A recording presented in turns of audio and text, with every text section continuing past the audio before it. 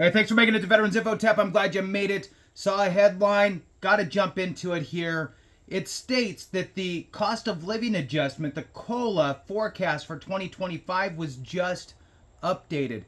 Now, I'm not sure. This is from Yahoo Finance, and it just came out Wednesday, September 18th, and I'm sharing it with you here today. I did a video not too long ago on the COLA adjustment at 2.5%. Let's see if this is any different regarding the calculations out there. A lot of folks lean on the Senior Citizens League to determine what COLA projections we might be realizing. And remember that we are in the last 10 days, really, at this point, of the data that will be used to actually calculate COLA. So with that, hit the thumbs up, subscribe, share with a friend, all that good stuff. I really appreciate it. Every thumbs up and every minute watched helps the channel get the word out to more of us.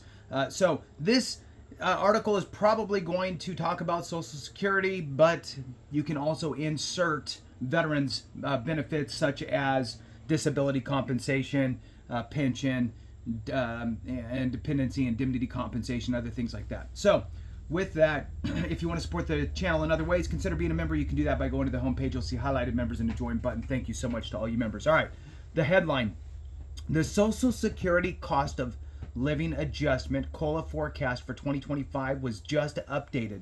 The bad news may surprise retirees. This again just came out Wednesday, September 18th, 2024, and I'm reading it to you here today, and we'll see if it gives us any additional information. Social Security recipients get an annual cost of living adjustment, COLA, to protect the buying power of benefits from inflation. The Senior Citizens League, one of the largest nonprofit senior advocacy groups in the U.S., estimates the purchasing power of benefits has declined 20% since 2010. If you are not happy with your COLA adjustments over the last several years, even though they were substantial in comparison, but if you are not happy with them keeping up with the pace, that is a great number to express to your congressional members, right? That, hey, according to the Senior Citizens League, my purchasing power has declined 20% since 2010. We need a better way to calculate COLA. Anyway, moving on. COLA have become less and less likely to keep up with inflation over time, the Senior Citizens League wrote in a recent press release. That's surprising because Social Security recipients have received relatively large COLAs in recent years, 5.9 in 2022 and 8.7 in 2023, followed by a 3.2 in 2024. Prior to that, COLAs had not exceeded 3% since 2012. Well, that's because of inflation, and it's not surprising. Inflation sucked and went up, and that still didn't quite get us to where we needed to be, in my opinion. So anyway, let's move on. But over 2/3 of Social Security recipients surveyed by the Senior Citizens League said that the latest COLA failed to cover the increase of their household expenses. Consequently, many retired workers are dealing with financial hardship. Less than 50% think they have enough money to live comfortably through retirement, and nearly 90% are worried about inflation reducing the value of their savings, according to the 2024 U.S. Retirement Survey from investment manager Schroders. Against that backdrop, Social Security recipients may be surprised to learn, and again, insert veterans and veterans benefits, right?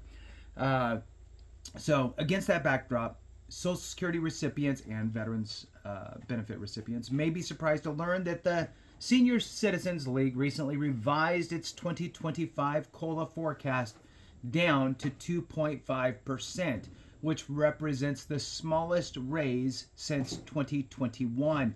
Here are the important details. And before we get into that, I want to throw out there that 2.5% is not that big, but I've seen also some indications where there was a 2.57, I think, estimate, which they're going to round. They're going to round to the next point something. So it will never be a 2.53 increase. It would be rounded down to a 2.5.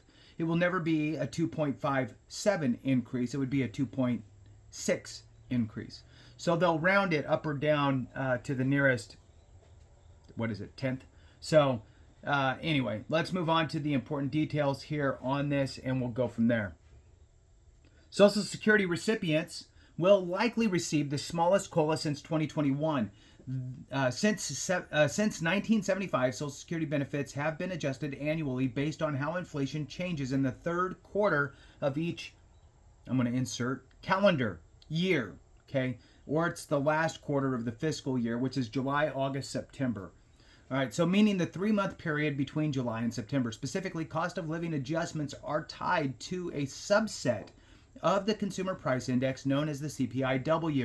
I'm going to insert there that there has been a call to action over the last several years, I'm not quite sure how long, but to utilize the CPIE in lieu of the CPIW, which would actually warrant a higher cost of living adjustment on average. If you took, say, the last 20 years, it probably would have been about 0.25% average per year increase. Moving on, the math is straightforward. The third quarter of the CPIW from the current year is divided by the third quarter CPIW from the prior year, and the percentage increase becomes the COLA in the following year. That means the Social Security Administration cannot calculate the official 2025 COLA until September CPIW data is available, which won't happen until October 10th. As soon as that data comes out, bam, the calculation's done. Social Security announces the COLA, and I will make sure to get that information out to you as well. And then it won't go actually into effect until your September check for veterans benefits. Moving on, however, CPIW inflation has trended downward from 2.9% in January to 2.4% in August. So the Senior Citizens League estimates benefits will increase 2.5% in 2025. The last time Social Security benefits got a sub 3% COLA was 2021. That may worry retired workers, especially those in financial distress, but a smaller COLA in itself is not the real problem. Social Security benefits will likely lose more buying power in 2025. The real problem with a smaller COLA in 2025 is the way it's being calculated. The CPIW measures inflation based on spending patterns of office workers and hourly wage earners. People in those categories are usually younger than Social Security recipients, and young people tend to spend money differently. Most importantly, retirees on Social Security tend to spend more on housing and medical care. So from their perspective, the CPIW underrepresents the importance of those spending categories. That is problematic because the CPIW increased 2.4% in August, but costs associated with housing and medical care increased 4.3% and 3.3% respectively. This is why there has been a call to action to utilize the CPIE, which is the Consumer Price Index for the elderly. Now, it's a smaller subset. It's not quite as much data, but there nonetheless is a call to utilize that through different pieces of legislation, both on the House and the Senate side. So something to think about, and then if that is something you want to look into and support, you should definitely reach out to your congressional member. Let's move on because they actually do touch on this. So what we have is above average inflation in underrepresented spending categories. That means the CPIW is underestimating the impact of inflation on retired workers. We can strengthen our case by checking the CPIE, a subset of the Consumer Price Index that measures inflation based on spending patterns of people aged 62 and older, a group that aligns more closely with the average Social Security beneficiary. The CPIE increased 2.9% in August. That puts it a 0.5% point above the CPIW, which increased 2.4%. That supports the idea of the CPIW being an imprecise gauge of inflation for retired workers. And if the current trend persists, the 2025 COLA will arguably be 0.5 percentage point too small, which means Social Security benefits will lose buying power next year. And let me throw this out there to put this in perspective. It's not just 1 year of a difference of 0.5%, right? 0.5% is 0.5%. That's not a gigantic gain. Now, obviously, any gain is better than a reduction, right? But when you look at that over a year basis, it's essentially compound interest. You are building on top of a higher number every year, which is going to really kind of sharpen that curve. versus the trajectory that we have today. So it would be a really good move. Anyway, let's move on. Unfortunately, Social Security recipients have few options for resources or for recourse beyond prudent budgeting and part-time work. However, two sources of additional income worth considering are high-yield savings accounts and certificates of deposit. Interest rate, which the Fed just cut the rate, so who cares about those? Interest rates are at their highest levels in decades, so retirees that stash money away today could find themselves with a little extra cash in the future. Now, because this is toward veterans, also look at ways to increase your disability rating, right? Conditions don't magically get better typically, right? The lion's share of conditions are going to gradually get worse. Unless you're at the top level of the rating schedule, there might be room for an increase in your disability rating for said condition. Also, look at the potential of secondary conditions. If you have some primary conditions, right, your direct service connected conditions, Google search those and put in secondary conditions to that and see if any of those things ring true to you.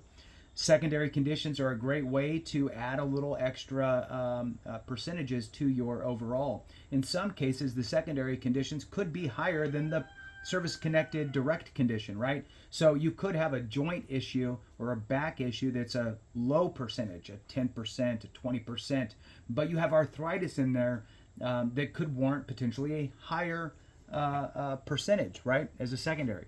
So just something to think about for folks is doing that. Also, loop back around and look at anything that you may have missed from your service treatment records. If you do not have your service treatment records, order them with the SF-180. The SF-180 form there will allow you to order your records, simple form, and you should know pretty much all the information you need off the top of your head. And you can mail that in. There's it gives you the locations where to mail it based on your exit from service and what branch you exited from during that specific time frame and where to mail it. In some cases, you might need to mail it to 2 different locations, so print out a couple copies of that form and fill those out and send them to the appropriate places. There's only a little bit left here. I'm going to read this last little bit, and then we will call it a day or a morning or an afternoon or whatever it is anymore. All right, so it says here, the $22,924 Social Security bonus most retirees completely overlook. And I don't know if this is true or not. I'm just going to read it here to see.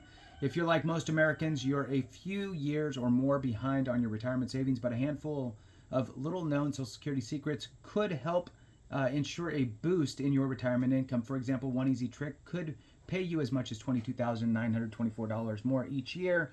Once you learn how to maximize your Social Security benefits, we think you could retire confidently with peace of mind. We're all after simply click. So it's just some click, whatever. Anyway, thought there was going to be something good there. There's not.